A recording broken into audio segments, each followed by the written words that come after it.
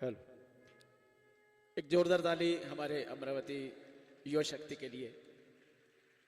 अरे माना भूख लगी होगी, बैटरी डाउन आ रही है, ताली की आवाज तो आ जाए ताकि अगले जो बच्चे आ रहे हैं उनका जोश डबल हो जाए। जोरदार।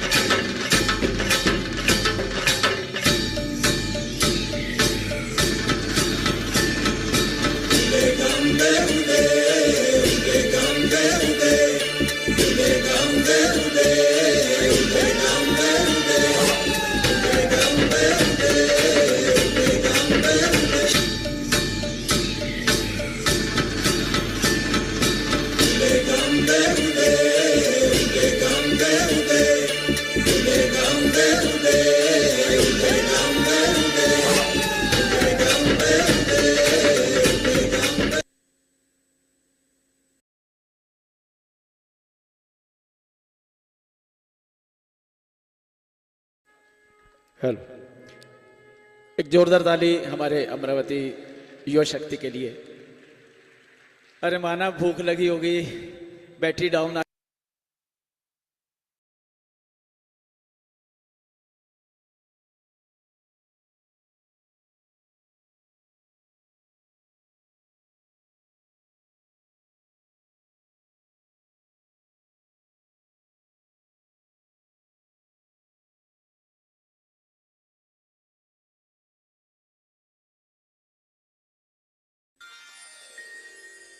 निर्मल माम हरे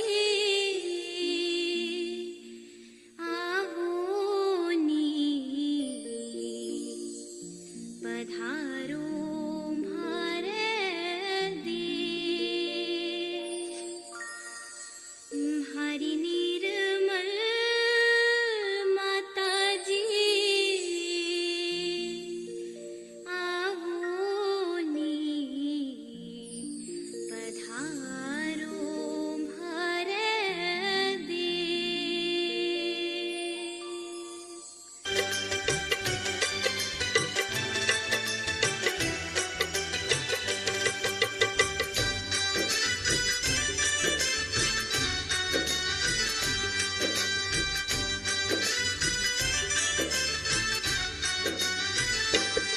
निर्मल माथा ने तून सजायो जी, हमारी प्यारी मैया तून सजायो जी। मारो मनड़ो हर लील्यो थारी सूरत मतवाली, मारो मनड़ो हर लील्यो थारी सूरत मतवाली।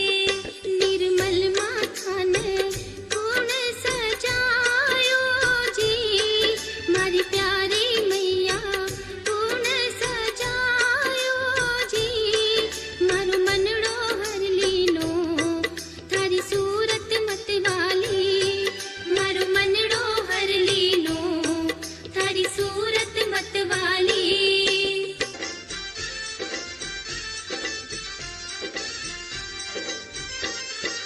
मैया थारो चंदा जसो रूप सलोनो, मैया थारो चंदा जसो रूप सलोनो। मारूप सलोनो, मारूप सलोनो, ममतारा लाग्या भंडार।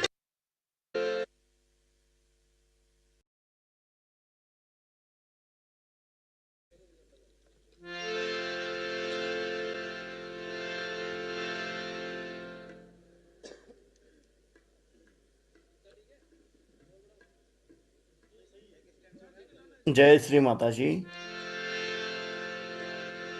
हम सब श्री माँ की प्रतिमा की ओर देखते हुए प्रणाम करेंगे और धीरे धीरे बंधन लेंगे।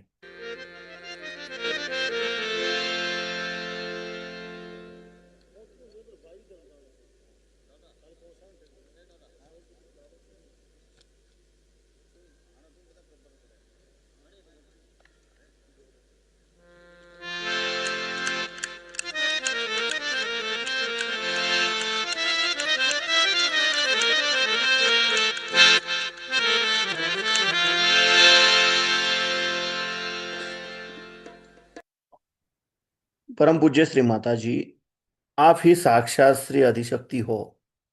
आपकी परम कृपा में, आपके निर्मल चरणों में ध्यान करने की अनुमति हम सबको प्रदान कीजिए। अब हम धीरे से आंखें बंद करेंगे और अपना राइट हैंड पृथ्वी तत्व पर रखेंगे। हम अपना पूरा अटेंशन अपने लेफ्ट हैंड के सेंटर से धीरे धीरे सहस्रार और सहस्रार से धीरे धीरे राइट हैंड द्वारा पृथ्वी तत्व में 7 बार लेके जाएंगे।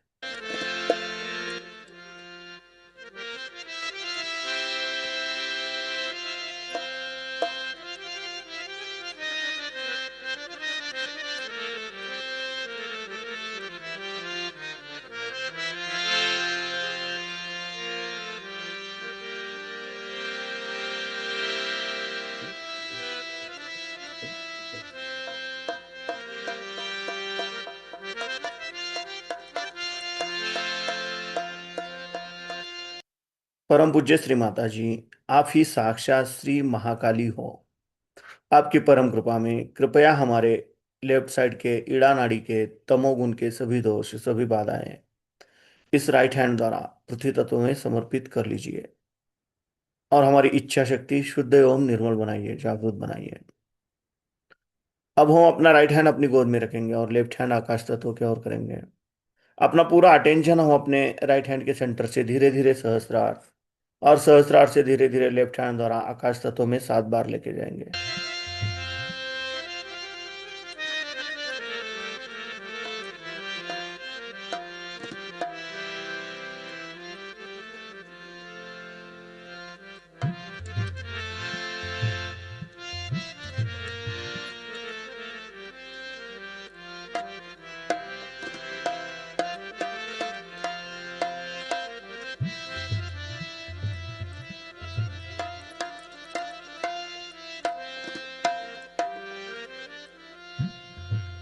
परम पूज्य श्री माता जी, आप ही साक्षात श्री हनुमान जी हो।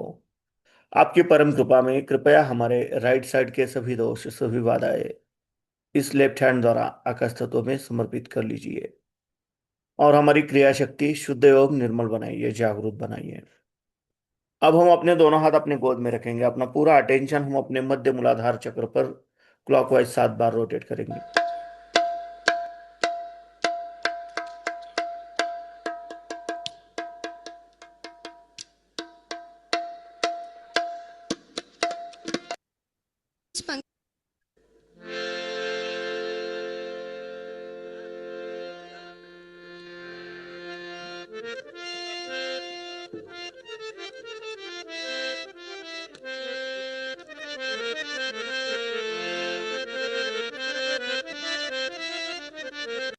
परम पूज्य श्री माता जी, आप ही साक्षात श्री निर्मल गणेश हो।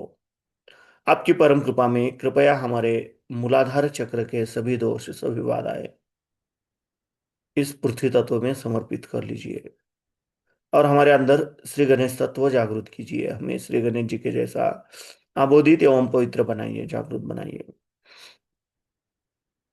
अब हम अपना राइट हैंड अपने स्टमक पे रखेंगे, लेफ्ट साइड पे बिलो द एब्डोमेन, अपने लेफ्ट स्वादिष्ठान चक्र पे। परम पूज्य श्री माता जी, आपकी परम कृपा में कृपया हमें शुद्ध एवं निर्मल विद्या प्रदान कीजिए। परम पूज्य श्री माता जी, आपकी परम कृपा में कृपया हमें शुद्ध और निर्मल विद्या दीजिए। कृपया हमें शुद्ध और निर्मल विद्या प्रदान कीजिए। परम पूज्य श्री माता जी, आपकी परम कृपा में कृपया हमें शुद्ध और निर्मल विद्या प्रदान कीजिए।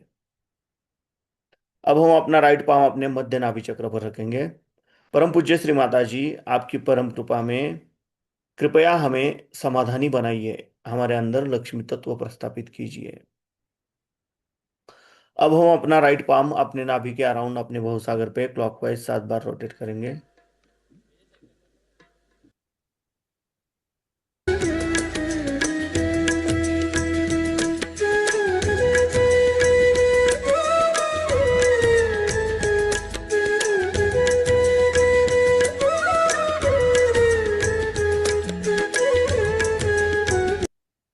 परम पूज्य श्री माता जी, आप ही साक्षात श्री अधिगुरु दत्तात्रेय हो। आपकी परम कृपा में कृपया हमारे अंदर गुरु तत्व जागृत कीजिए। अब हम अपना राइट पाम अपने हृदय पे रखेंगे, लेफ्ट साइड पे। परम पूज्य श्री माता जी, आपकी परम कृपा में मैं केवल एक शुद्ध आत्मा हूं। मैं मन नहीं, बुद्धि नहीं, शरीर नहीं, अहंकार नहीं। मैं केवल एक शुद्ध आत्मा हूं। मैं केवल एक शुद्ध आत्मा हूं। कृपया आप हमारे हृदय में विराजमान हो जाइए। अब हम अपना राइट पाम अपने आज्ञा चक्र पर रखेंगे, जहां पे हम बिंदी लगाते हैं अपने फोरहेड पे। परम पूज्य श्री माता जी, आपकी परम कृपा में मैंने सबको क्षमा कर दिया है। मैंने खुद को भी क्षमा कर दिया है। मेरे मन में किसी के भी प्रति द्वेष भावना नहीं है। कृपया हमें सदैव क्षमाशील बनाए रखिए। अब हम अपना राइट पाम अपने सहस्त्रार पे रखेंगे, अपने तालू भाग पे रखेंगे और धीरे धीरे क्लॉकवाइज 7 बार रोटेट करेंगे।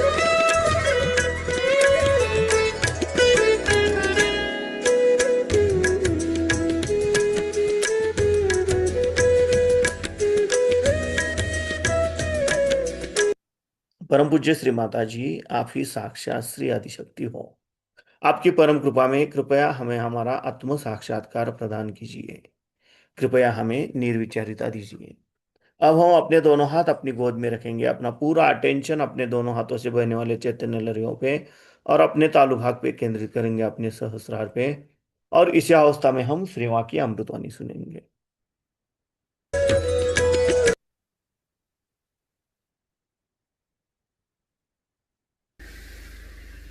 आज सोचती हूँ बहुत सालों बाद अपने ही लोगों के बीच में, अपने भाई बहनों के बीच में एक नई बात लेकर के आना पड़ा है और बहुत कुछ पुरानी बातें भी याद आ रही हैं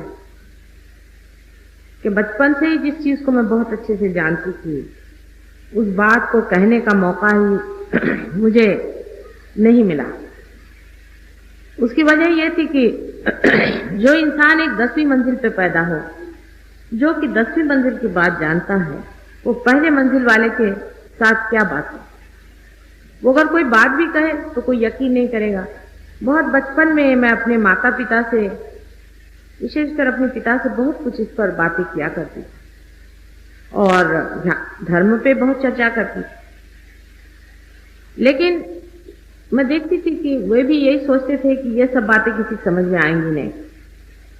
जैसे कि भाई साहब जो अपने एडवोकेट यहाँ के हैं, ये मुझे बचपन में पढ़ाते भी थे, ये भी मुझे बहुत अच्छे से जानते हैं, और मेरे भाई बहन और यहाँ के बहुत से लोग जिनको कि मेरे पिताजी जानते थे। सभी लोगों से मैं ये देखती थी कि इन्हें मेरी बात समझ में आएगी नहीं, इसीलिए ये बात करना अभी उचित नहीं है। कम से कम पहले मंजिल से 5वीं मंजिल पे लोग पहुंच जाएं तो कुछ मेरी बात उनकी समझ में आए।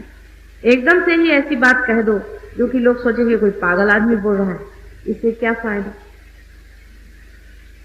इसी तलाश में मैं थी कि मनुष्य जो है उसकी समस्या क्या है और वो किस तरह से हल होगी। बहुत बचपन से आपको आश्चर्य होगा कि मुझे मेडिटेशन की मेरे बचपन से बड़ी आदत है। और माउंट रोड में भी जब हम लोग रहते थे तब भी यहाँ पर जो अभी मैंने सुना कि बड़ा अच्छा गार्डन बना दिया है, यहाँ एक माउंट मेरी का टेम्पल है, उसके पास जाकर घंटों में बैठकर किसी विचार को लेकर सोचती थी कि मनुष्य में जो एक उलझन, एक समस्या है, एक ही समस्या है, बहुत साधारण। वो समस्या ऐसी है कि परमात्मा ने ये सारी सृष्टि, सारी एक लीला रचाई है, एक खेल है, एक जैसे नाटक हो रहा है, और मनुष्य ये समझे बैठा है कि नाटक में बड़ा सीरियसली करना है, मुझे, मैं ही हूँ। जैसे समझ लीजिए कोई आदमी है, उससे कहा कि तुम शिवाजी बन जाओ और तुम शिवाजी का खेल खेलो। अब वो सोचने लग जाए कि मैं शिवाजी हो गया, तो इस पागलपन को कैसे हटाएगा। एक समस्या ही है, क्योंकि सब लोग सोचते हैं कि जो हम हैं सो ही हैं, इसके अलावा और कुछ हम हैं, ये बात कोई सोच भी नहीं सकता। जब वो सोच भी नहीं सकता है तो फिर उसको जानना कौन चाहे। सब लोग यही सोचते हैं कि जो खेल है यही सही बात है, और अगर बच्चों से आप पूछें तो बच्चे तो सारी सृष्टि को ही खेल समझते हैं। एक बच्चा था, हमारे घर में आता था, एक दिन मुझसे पूछता है, आंटी जी आप ये डॉक्टर डॉक्टर क्यों खेल रही हैं।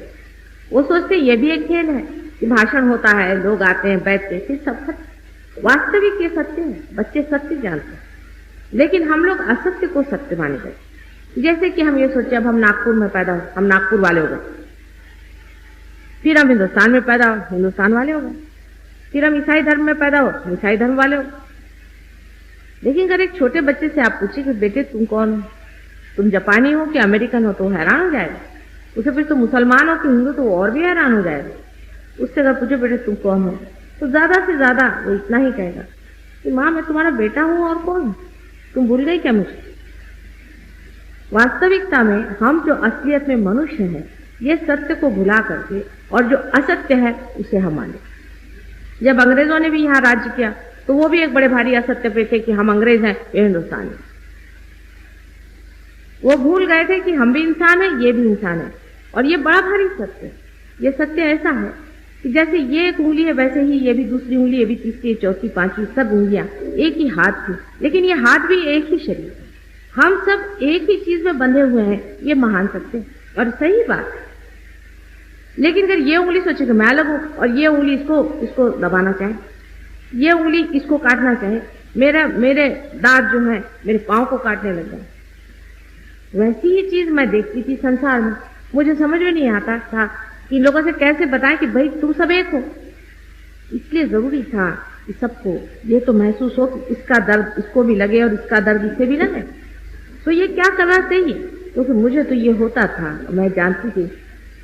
अभी जो बारी साहब ने कहा वो बात सही है कि जब ये बंबई आए तो मुझसे इन्होंने कहा था, रेफरेंस उन्होंने बताया नहीं, इन्होंने मुझसे कहा कि तुम इतना तुम्हें भाषण का ये है और इतनी तुम डायनामिक हो, सब कुछ है, तो तुमको तो चाहिए कि पॉलिटिकल फील्ड में आए, तुम्हारे जैसे पॉलिटिकल फील्ड में आए। मैंने कहा भाई मुझे माफ करो, मेरे बस का रोग नहीं।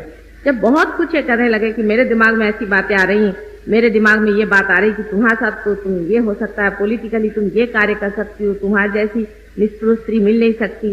तो मैंने कहा कि मेरे तो दिमाग में एक प्रकाश का गोला घूम रहा है। ये मैंने इनको जवाब दिया था, क्योंकि वजह यह है कि वो तो घूम रहा था बहुत दिनों से ही, लेकिन उसे मैं कैसे लोगों को समझाऊं कि ये चीज क्या है, जो कुछ भी मैं देख रही हूं वो चीज क्या है, ये बड़ा भारी मेरे सामने था। इसीलिए मैंने थोड़ा मेडिकल की भी स्टडीज की कि समझ लें कि इसे इंसान क्या कहता है, इस चीज का क्या नाम है। उस पर मैं कल आपको बताने वाली हूं। लेकिन यही खोजते खोजते मैं बहुत साधुओं के पास गई। किसी ने कहा तुम मेरी ईशा हो जाओ, किसी ने कहा कुछ हो जाओ। मैंने कहा अच्छा ठीक है। हरिद्वार में भी मैं एक साधु जी थे, उनके पास बहुत दिन रही, फिर और भी बहुत सारे साधुओं के पास है। धीरे धीरे मुझे ये पता हो कि सब 420 लोग, इनको कुछ भी नहीं मालूम है भगवान के बारे में, ये कुछ भी अपने बारे में नहीं जानते, कुंडलिनी के बारे में कुछ नहीं जानते हैं, सब पैसा ऐसे मतलब है इनको, या तो औरतों के चक्कर, सब बेकार के लोग हैं, इनमें कोई पवित्रता नहीं है, सब झूठे। मुझे तो सच्चा साधु बहुत ही विरला लगता है, बहुत ही विरला है। और जो है भी कोई एक आध दो सच्चा साधु है भी तो वो जंगलों में। इसलिए मुझे बड़ी निराशा है कि धर्म के नाम पे जितना लोग झूठ करते हैं, मेरे ख्याल से और किसी भी चीज में, किसी भी धंधे में नहीं करते, लेकिन धर्म का जो धंधा बना के रखा है, पैसा कमाने का धंधा बना के रखा है, इससे बढ़ के घृणित बात तो कोई हो नहीं सकती। इसीलिए आपने ये भी सुना होगा कि ईसा मसीह ने, जो कि इतने शांति के पुजारी थे, उन्होंने भी एक बार हंटर लेकर के जो लोग मंदिर में दुकानें लगाकर बैठे थे उनको मारना सीखा। अपने यहाँ तो मंदिरों में दुकानें लगाकर जो बैठते हैं उनको तो कोई मारता पीटता है नहीं, लेकिन जो मंदिर की दुकान बनाए बैठते हैं, जो भगवान को वो रास्ते में बेच रहे हैं, और करोड़ों रुपया जिन्होंने इकट्ठा कर लिया है, करोड़ों रुपए का जिन्होंने फॉरेन एक्सचेंज कमाया, सबको बेवकूफ बना करके, और भूत विद्या, स्मशान विद्या, प्रेत विद्या आदि से उनको पागल बना करके और उनको लूट रहे हैं। इससे बढ़ के अधर्म और पाप संसार में कोई है। ये पाप की गठरी उनके सर से तो उतर ही नहीं सकती, क्योंकि वो सिर्फ आपका पैसा ही नहीं नोचते। पैसा नोचना है ले लें, वो आपकी जेब काटना है ले लें, कोई हर्ज नहीं, उससे कोई हर्ज नहीं बनता, क्योंकि ये तो सब विनाशी चीजें हैं, ये तो इसी संसार में रहने वाली है।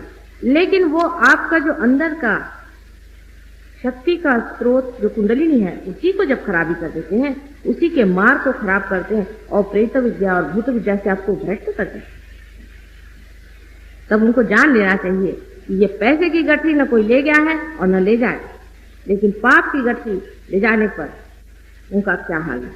लेकिन इनमें से तो बहुत से राक्षस के अवतार हैं, बड़े बड़े राक्षस हैं ये लोग, जो संसार में आए हैं, भगवान का नाम कहते हैं राक्षस। इन लोगों को मैंने बहुत नजदीक से देखा और मैंने जाना कि इतने मायावी लोग हैं कि इनका चक्कर ही जबरदस्त। जैसे कि सीता जी को उठा के रावण ले गया था, बेचारी सीता जो साक्षात आदिशक्ति थी, उसे पता नहीं चला कि ये रावण मुझे ले।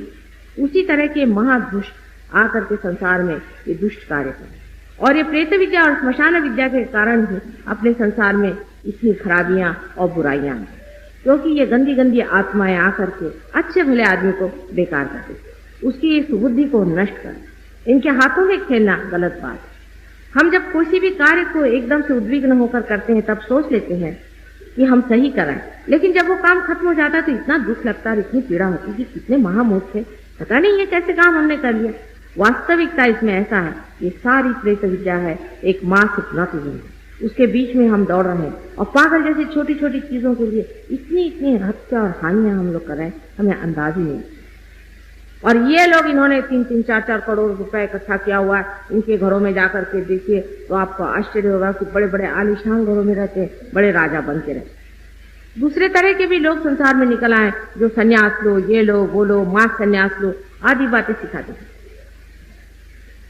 वास्तविक ये लोग आपको मूर्ख बनाना चाहते हैं। सन्यास क्या परमात्मा ने बनाया?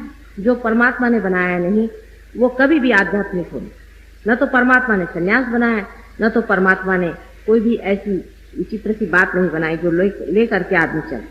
सन्यास तो अपने अंदर की चीज, बाहर की नहीं होती। एक आध आदमी होता है जो अंदर से ही संन्यास है, वो फिर राजघराने में बैठा रहे और चाहे वो कहीं भी बैठा है, वो संन्यास होता, उसकी तबीयत संन्यास है। मैं अपने पिताजी के लिए कह सकती हूँ कि बिल्कुल वो संन्यास्त स्वभाव के, अत्यंत संन्यास्त स्वभाव के। उनका स्वभाव इतना संन्यास्त था, अभी आपको एडवोकेट साहब ने बताया है, लेकिन हमने उनको बहुत नजदीक से देखा कि उनका दातापना की यह हद थी कि अगर उनके पास कोई भी चीज हो और अगर कोई पहुंच जाए, उनके पास उनकी अंगूठी भी हो और अगर कोई पहुंच जाए कि साले साहब मुझे बड़ी परेशानी है और ये हो रहा, फौरन उतार के दे। एक दिन किसी ने उनसे कहा कि साले साहब क्या है, आप जिसको देखो उसको दे देते हैं, कोई पात्र अपात्र किसको सोचा करिए, ये तो सोचना चाहिए आपके भी बाल बच्चे हैं। उन्होंने कहा मेरे कौन बाल बच्चे, जिसके है वो संभालेगा। और वास्तविक यही बात, जिसके है उसी ने संभाला हुआ। उन्होंने तो आप जानते हैं कि एक पैसा भी हम लोगों के लिए छोड़ा नहीं था और न ही किसी के लिए उन्होंने कहीं विल बनाई। ऐसा आदमी भी संसार में रहता है, नाम करता है, बड़ा आदमी बन के चला जाता है। और एक ऐसा भी आदमी होता है कि जो धर्म के नाम पर ये दुनिया भर का करकट कूड़ा इकट्ठा, पैसा इकट्ठा। जब पैसा मिलने से इंसान सुखी होता, तो जिन देशों में बहुत सा पैसा है, खाने पीने को बहुत है, यहाँ मैंने सुना आंदोलन हो रहा है, अब हम तो यहाँ आए आप लोगों को कल्याण के लिए, रास्ते में इन लोगों ने उतार लिया, कल वहां मत जाओ, वहां सब लोग पत्थर मारेंगे। मैंने कहा ये भी कोई तरीका हुआ भाई, हमको इनको अनाज कम ज्यादा थोड़ी दे रहे हैं, लेकिन बुद्धि का भ्रम देखिए कि वो हम ही को पत्थर मारने के लिए निकले। उसकी वजह यह है कि हम खाना पीना इससे इतना महत्व, वास्तविक खाना पीना इतना कोई महत्वपूर्ण नहीं, कोई इतना महत्वपूर्ण नहीं। कोई यहाँ पे भूखा नहीं मर रहा है। अगर कोई भूखा मरता होता तो आप सिनेमा में देखिए हजारों लोग खड़े हुए टिकट के लिए ब्लैक में खरीद रहे, रिक्शे वाले, टांगे वाले सब खड़े रहते। कोई ऐसी बात नहीं है जिसके लिए कि आप किसी को भी पत्थर मारते थे। लेकिन ये सब भूत विद्या है, आप जानते नहीं, बिल्कुल साक्षात भूत विद्या है। ये प्रेत विद्या का ही लक्षण है और कुछ नहीं है। नहीं तो मनुष्य इतना मूर्ख थोड़ी ना है जो इस तरह की बेवकूफियां करे। तो इस तरह से जहां पर जिन देशों में बहुत एफ्लुएंस है, जहां लोग बहुत रईस हैं, जैसे अमेरिका देश, अमेरिका में इतना पैसा है कि एक साधारण घर की नौकरानी जो आती है वो भी कैडलक गाड़ी में बैठते हैं। तो मुझे लगता था कि इनके यहाँ इतना पैसा है, लोग इतने दुखी थे। देखते हैं आज तो कैडलक गाड़ी में आई और कल उसने आत्महत्या कर ली। मैं कहा भाई आत्महत्या क्यों कर, आखिर क्या बात है? इनके पास सारा पैसा होते हुए भी सबसे ज्यादा संसार में आत्महत्या अमेरिका में होती।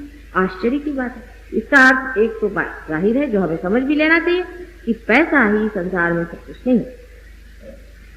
पैसे से भी बढ़ के कोई चीज है जिसको हम खोज रहे हैं, पैसे। मनुष्य क्या खोज रहा है? वो खोज रहा है शांति और आनंद। वो पैसा नहीं खोज रहा है, वो पैसा भी इसीलिए खोज रहा है कि उसको शांति और आनंद मिले। शांति और आनंद मनुष्य को धर्म के सहारे मिलती है, और धर्म बाहर का धर्म नहीं है, अंदर का है, जिससे धारणा है। मनुष्य जब जान लेता है कि मैं कौन सी शक्ति हूं, मैं किस शक्ति के सहारे चल रहा हूं, उसी दिन वो शांत हो जाता। जैसे मैं मजाक लोगों से बताती थी कि अगर हम लोग एरोप्लेन से जाए, तो देहाती लोग चढ़े एरोप्लेन में पहली मर्तबा, तो उन्होंने कहा कि आप एरोप्लेन में जाते वक्त कुछ कम सामान ले जाइए। तो एरोप्लेन में बैठते साथ उन्होंने सामान अपने सर पे रखा। लोगों ने कहा भाई ये क्या करें? कहले हम तो एरोप्लेन का बोझा हल्का करें। वास्तविक हम लोग भी परमात्मा का बोझा हल्का करें, उस डिवाइन पावर का उस अनंत शक्ति का हम बोझा हल्का कर रहे हैं, जिसने हमें बनाया, घड़ाया, बड़ा किया और जो हमारा संगोपन करने के लिए किया। इसी तरह से हम बहुत सीरियसली उसका बोझा उठाए हुए हैं, लेकिन जिस दिन जानेंगे कि जिसने बनाया है, जिसने हमें पाला है, बड़ा किया है, वही हमारा सर्वे सर्वा, उसी दिन बोझा जो है सर से एकदम हल्का हो जाएगा और मनुष्य जानेगा कि एक नाटक। जैसे कि यहाँ आप देख रहे हैं बहुत से बिजलियां चल रही, बल्ब जल रहे हैं, इसमें आप देखते हैं कि पंखे भी चल रहे हैं, ये सब किसी शक्ति के द्वारा। लेकिन अगर कोई बल्ब सोचे कि साहब मैं ही अलग से एक जल रहा हूं और मुझे को जलना है और मैं नहीं जलता रहा तो सब दूर अंधकार हो जाएगा, तो हम उसको कहेंगे तो महामूर्ख है। लेकिन अगर हमारी ओर हम दृष्टि करें तो यही बात हमारी। जिस दिन हम जान लेंगे कि एक शक्ति हमारे अंदर से दौड़ है और उसी शक्ति के सहारे आज हम प्रज्वलित। अब मॉडर्न लोग कहते हैं कि हम कैसे विश्वास करें माता जी, आप कहते हैं कि ऐसी शक्ति है और ये है वो है। मैं कहती हूँ कि इंसान गया ही किस हद तक, साइंस पहुंचा ही किस ओर तक। सीधी बात है, अगर आपसे कोई पूछे तो आप उनसे पूछे कि आपके हृदय में धड़कन होती है, कोई डॉक्टर से कहना हाँ, तो वो कहेगा कि तो क्या हुआ, ये तो होती है, अपने आप होती, कभी पर इसे कोई करता है, कौन है? तो कहला कोई नहीं करता, एक सिस्टम है, उसको हम कहते हैं कि ऑटोनॉमस सर्विस, माने स्वयं चालित संस्था। वो स्वयं चालित संस्था इसको चला रही है। तो उससे आप पूछे कि भाई वो फिर स्वयं कौन? भाई कोई तो कोई चला रहा है, स्वयं कहो, चाहे उसको भगवान कहो, चाहे उसको शक्ति कहो, चाहे उसको कोई नाम दो, कोई तो शक्ति जो इसे चला रही। तो ये शक्ति कौन? हमारा पचन हो रहा है अपने आप, ये कैसे हो रहा है? हमारा श्वसन चल रहा है अपने आप, ये कैसे हो रहा है? अब उसका एक नाम बना दिया आपने कि स्वयं चालित, लेकिन ये तो नाम आपने दे दिया। नाम देने से तो कोई साइंटिफिक बात नहीं है। साइंटिफिक का मतलब है कि उसको पूरा आपको जोरा देना पड़ेगा, बताना पड़ेगा किस चीज से, उसके बारे में आप कुछ जानते नहीं खास, कहते भाई वो तो अपने आप कर। लेकिन अगर समझ लीजिए कोई अगर ये कहे कि उस अपने आप को आप हासिल कर सकते हैं और पा सकते हैं, तो फौरन साइंटिस्ट लोग उठ के खड़े होंगे, कहेंगे ये तो एक गृहिणी है, फिर वो भी नागपुर की रहने वाली है, हमको मालूम है ये क्या कर सकती। साइंस से चीज जानी नहीं जा सकती, ये चीज अपने ही अंदर है। और जितना कुछ संसार का जाना गया है, जितना भी ज्ञान है, जो कुछ भी आप आज किताबों पे देख रहे हैं, ये भी सब अंदर ही जाना गया, बाहर कुछ भी नहीं जाना। आइंस्टीन जैसे बड़े भारी साइंटिस्ट ने भी ये कहा है कि मैं बहुत खोज रहा था, खोजते खोजते मैं थक गया, मेरी समझ भी नहीं आ रहा था कि ये थियरी ऑफ रिलेटिविटी क्या है। उसके बाद कल थक करके मैंने कहा चूल्हे में गया, सब कुछ लेबोरेटरी छोड़ करके मैं अपने बाग में गया और ये साबुन के फेस से, उसके सोप बबल से मैं खेलता पड़ा। खेलते खेलते एकदम उन्होंने अंग्रेजी में लिखा हुआ है कि somewhere from some unknown land the theory of relativity down upon. कहीं से किसी अज्ञात जगह से ये प्रकाश मेरे अंदर है। वो अज्ञात जगह क्या है, उसी को अगर ज्ञात हो जाए, वही अगर हम जान ले, जो अदृश्य है वो अगर दृश्य हो जाए, तो किसी भी साइंटिफिक माइंड के आदमी को अपनी आंख खुली रखनी चाहिए। साइंस आखिर है किस चीज से? साइंस मनुष्य के उद्धार के लिए, उसको बढ़ाने के लिए, उसके कल्याण के लिए और मंगल के लिए, न कि उसके नाश के। अगर इसी के लिए साइंस है तो इससे बढ़ के और कौन सी चीज हो सकती है जो आपको अपने ही से परिचित कराए? यानी आप ही सोचिए, आप सब मेरी बात सुन रहे हैं और मैं एक छोटी सी बात कहूं कि आप अपने और चित्त दीजिए, आप कोई भी अपने और चित्त नहीं दे सकते। बड़े बड़े पंडित हैं, दूसरों को भाषण देंगे, पर उपदेश बहुत होंगे, लेकिन अगर मैं कहूं कि भैया जरा अपनी ओर नजर करो कि आप कहाँ बैठे हैं, तो आप कहेंगे साहब ये कैसे हो सकता है, हम अपनी ओर कैसे देखें? अपनी ओर कोई नहीं दे सकता, दूसरों की ओर आप देख सकते हैं, अपनी ओर नजर नहीं जाती। और अपनी ओर नजर ले जाना ही सहज, अपनी ओर देखना ही सहज होगा। जैसे ही हम अपने को जान लेते हैं तो उस सूत्र को जान लेते हैं जिस सूत्र से सारी सृष्टि बनी। जैसे कि एक माला के अंदर में छोटे छोटे मणि होते हैं, ऐसे ही आप सब छोटे छोटे मणि हैं और आपका चित्त, आपका ध्यान क्योंकि इन मणियों में अलग अलग है, इसलिए आप सोचते हैं कि आप अलग अलग। जिस वक्त आपका चित्त और ध्यान उस सूत्र पे चला जाएगा जो सबके अंदर से दौड़ रहा है, आप दूसरों के सूत्र को भी जानते हैं। यही सहज योग में होता है। सहज, सहज का अर्थ है सह माने विथ, ज मीन्स बॉन्ड।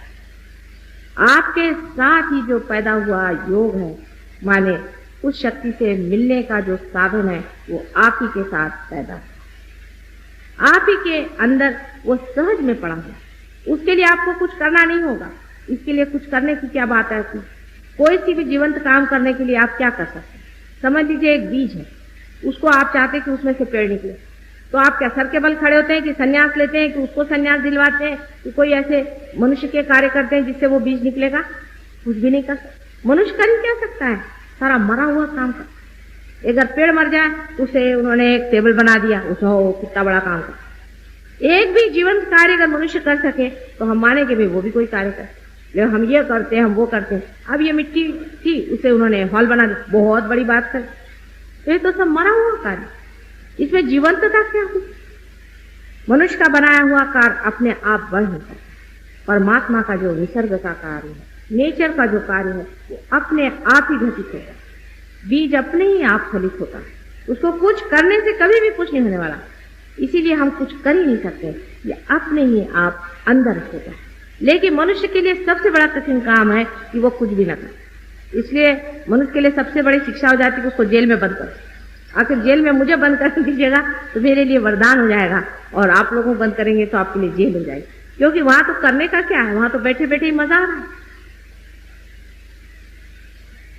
हम लोग अपने ही से भागे चले जा रहे हैं। हम तो अपने साथ 1 मिनट नहीं बैठ पाते। 10 मिनट भी अपने साथ बैठना हो तो भाई मैं तो बोर होगा, चलो सिनेमा जाएंगे, भाई बोर होगा, चलो उससे जाके बने।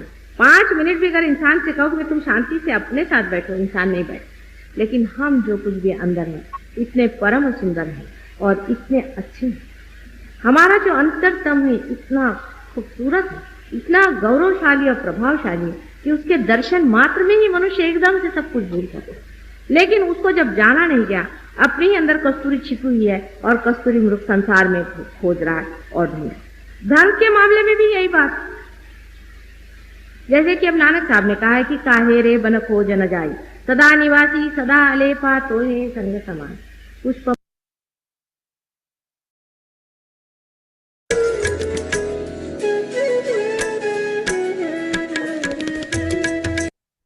हम धीरे से आंखें खोलेंगे, श्री मां की प्रतिमा की ओर देखते हुए प्रणाम करेंगे और बंधन लेंगे।